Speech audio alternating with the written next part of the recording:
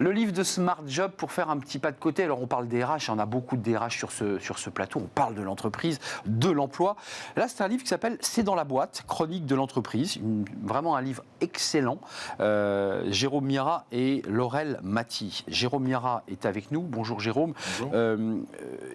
Auto-édité, il faut le préciser tout de suite, Cambios OBA, OBA votre société, Cambios votre société. Oui. Ce livre, vous l'avez fait, parce que c'est intéressant, c'est que c'est un livre que vous allez offrir, on est bien d'accord.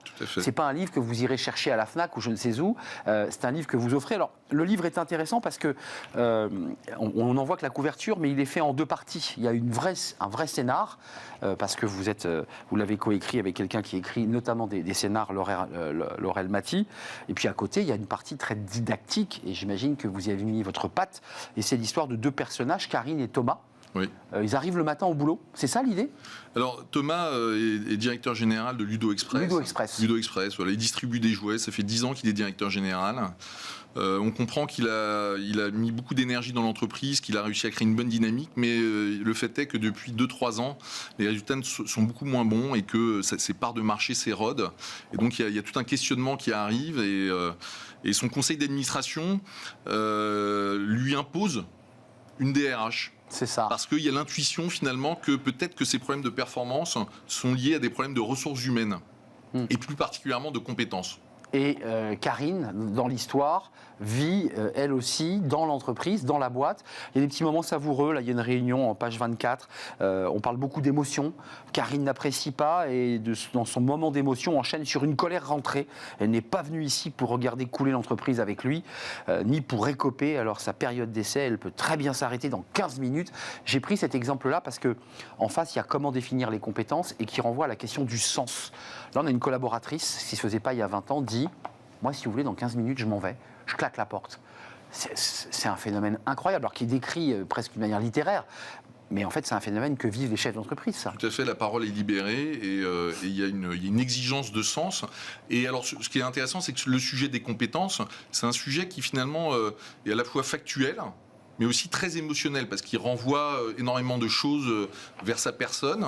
Et donc, réussir à développer, à mettre en place une dynamique de compétences dans l'entreprise, s'appuie énormément sur le sens. On n'arrivera pas à convaincre les collaborateurs d'investir dans le développement de leurs compétences s'ils n'en comprennent pas le sens.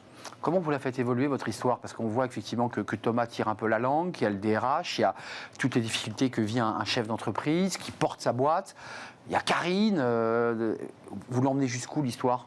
Alors, on l'emmène jusqu'à... Sans spoiler. Sans spoiler, mais on l'emmène jusqu'à un premier succès. C'est-à-dire qu'au fond, les salariés de l'entreprise ont fini par comprendre que c'était dans leur intérêt de développer des compétences. Les managers ont fini par comprendre qu'il fallait lâcher prise. Le rôle du management est essentiel dans ce type de dynamique. Vous appelez ça un New Deal? Oui, un New Deal, parce qu'effectivement, ça suppose de renverser un peu la vapeur, d'imaginer un peu les choses autrement. Quand on parle de management, on a tous en tête, il y a des modèles qui résistent énormément, les modèles très verticaux, très hiérarchiques. Qui s'usent, qui disparaissent, ou ils sont toujours là? Ils ont un peu la vie dure, et donc ils s'installent, et il faut faire tout un travail auprès du management pour qu'ils comprennent que ce qu'on attend de lui, c'est pas d'imposer les choses, c'est pas de dire les choses, c'est d'aller vers ce qu'on appelle les 4C, ces compétences du futur, la communication, la coopération, la créativité, le sens critique. Et c'est ça le rôle du manager, c'est de faire cohabiter ses collaborateurs autour de ses compétences clés. Indépendamment de Laurel Maty, qui effectivement apporte cette touch un petit peu artistique. Ah oui, qui est fondamentale dans le voilà, management. parce que c'est un peu la matrice, mais il y a tout le travail aussi didactique que vous proposez. Vraiment, ce livre est intéressant pour ça. Qu'est-ce que vous dites, vous, qui avez un regard finalement panoramique à travers vos structures, qui accompagnez des entreprises? Ça change lentement, ça se transforme. Comment ça se vit, vous qui les rencontrez, ces dirigeants? Eh ben, ce qu'on voit effectivement, c'est qu'il y a une prise de conscience de plus en plus importante de la part des dirigeants. C'est-à-dire que le sujet des compétences fait partie maintenant de l'agenda stratégique. Mais entre le fait de mettre ça à l'agenda stratégique et de comprendre comment on arrive à créer une dynamique, il y a un écart qui est très important. Et c'est l'objectif de ce livre, de montrer finalement, d'ouvrir la boîte. La boîte, c'est l'entreprise. et de comprendre comment on peut trouver les clés du succès, quelle doit être la remise en cause de la part du dirigeant, qui doit faire un pas vers l'autre. C'est ça, toute cette histoire qu'on raconte. Tome 1, quand on met sur un livre, même auto-édité, tome 1, ça veut dire que vous avez déjà en tête le tome 2. Il est déjà, c'est juin, sur le métier.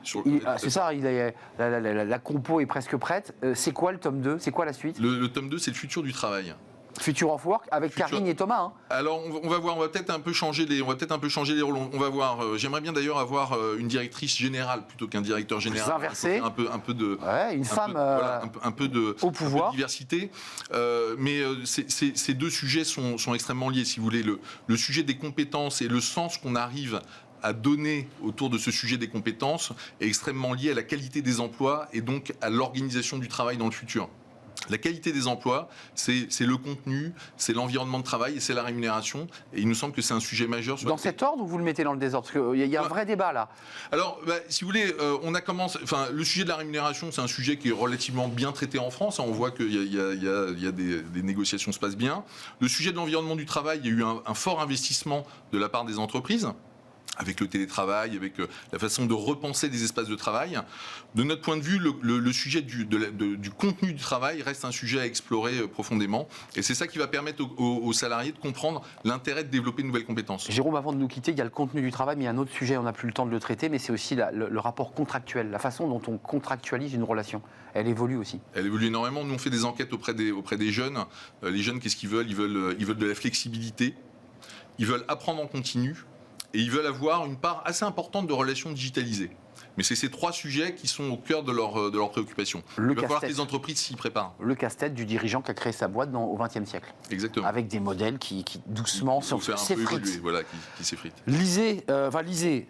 Rencontrez Jérôme Mira. Avec grand plaisir. Et envoyez-moi des mails, je vous offrirai gratuitement. Envoyez des mails, parce qu'il n'y a pas d'autre solution que pour accéder à ce livre qui est à la fois drôle. Il y a des dessins aussi qui sont... C'est fait par qui, les dessins ? Alors, on a une agence de communication et donc on a fait travailler nos directeurs artistiques et nos créas sur le sujet. Écoutez, ça met en valeur vos collaborateurs pour le coup. Franchement, c'est très bien fait. C'est un livre intéressant et très documenté par ailleurs. Merci Jérôme Miara.